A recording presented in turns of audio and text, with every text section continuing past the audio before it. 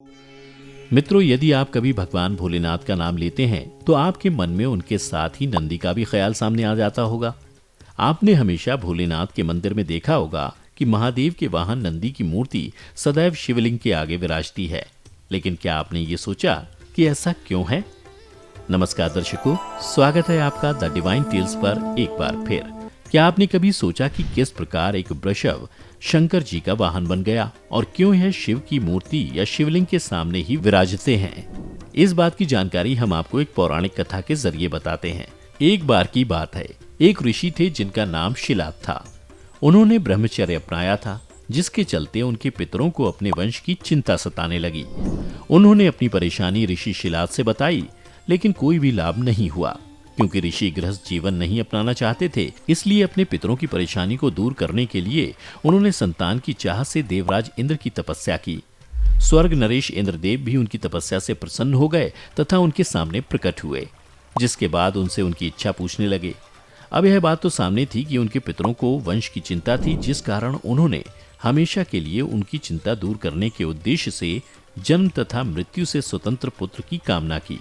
किंतु देवराज इंद्र ऐसा वरदान नहीं दे सकते थे, इसलिए उन्होंने ऋषि से कहा कि ऋषिवर, आप भगवान भोलेनाथ को प्रसन्न करें, क्योंकि वही हैं जो मृत्यु से परे हैं। इंद्रदेव की बात मानकर ऋषि शिलाद ने भगवान शंभुनाथ की कठोर तपस्या शुरू कर दी। भगवान भी उनकी घोर तपस्या से प्रसन्न हुए और शिलाद को वरदान दिया कि वह स्वयं उनके पुत्र के रूप में प्रकट होंगे। और इसके बाद उन्होंने नंदी के रूप में अपने एक अंश को प्रकट किया। इसलिए नंदी का जन्म शंकर जी के वरदान के स्वरूप हुआ, जो मृत्यु से मुक्त, अजर तथा अमर था। नंदी भी अपने पिता की तरह ही धार्मिक प्रवृत्ति का था और हमेशा भोलेनाथ की पूजा अर्चना में लीन रहता था।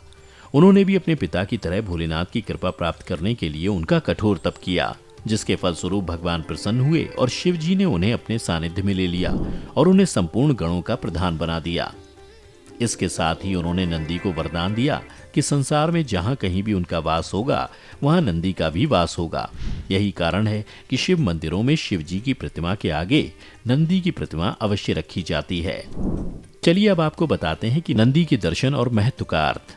बता दें कि नंदी के नेत्र हमेशा शिव जी में ही स्थिर रहते हैं तथा इन्हीं नैनों से शिव जी की छवि मन में बसती है। इसलिए कहा जाता है कि नंदी की छवि मन में बसाए बिना शिव जी की प्राप्ति नहीं हो पाती। इसके साथ ही यदि हम नंदी का वर्णन करें तो उनकी दो सींगें विवेक और ज्ञान को अपनाने का विचार प्रस्तुत करती हैं। यानी मनुष्य को अपनी बुद्धि का उपयोग विवेक से करना चाहिए। सभी ने देखा होगा कि नंदी के कंठ में एक घंटी भी बंधी रहती है, जिसकी मनमोहक ध्वनि भगवान भोलेनाथ को प्रतिस्थापित करती है। मित्रों, किंतु क्या कभी आपने ये सोचा कि आखिर शिव शंकर की शिवलिंग की आधी परिक्रमा ही क्यों की जाती है? बता दें, शिव पुराण के साथ कई और शास्त्रों में शिवलिंग की आधी परिक्रमा करने का ही विधान बताया गया है। ऐसा करने के पीछे भी कारण है। माना जाता है कि धार्मिक रूप से शिवलिंग को शिव और शक्ति दोनों की सम्मिलित ऊर्जा का प्रतीक माना जाता है। यही कारण है कि इसमें लगातार जल चढ़ाया जाता है, ताकि शिवलिंग की गर्म तासीर को सामान्य किया जा सके। इस जल को अत्यंत पवित्र माना जाता है और ये जल जिस मार्ग से निकलता है उसे निर्मली या जलाधारी कहा जाता है।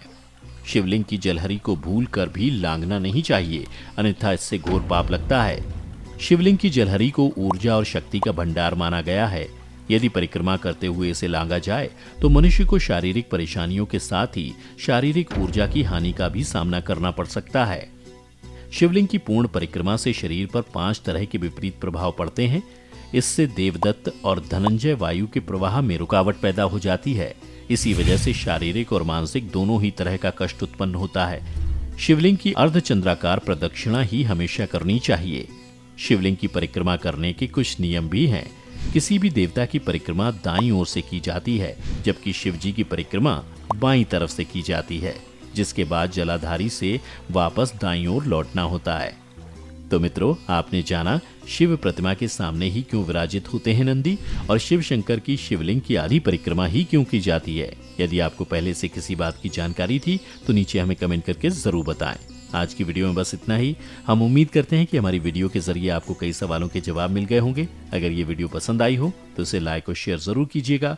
अगर आपने हमारे चैनल को सब्सक्राइब नहीं किया है तो जरूर करिए। इसके साथ ही मुझे दें इजाजत।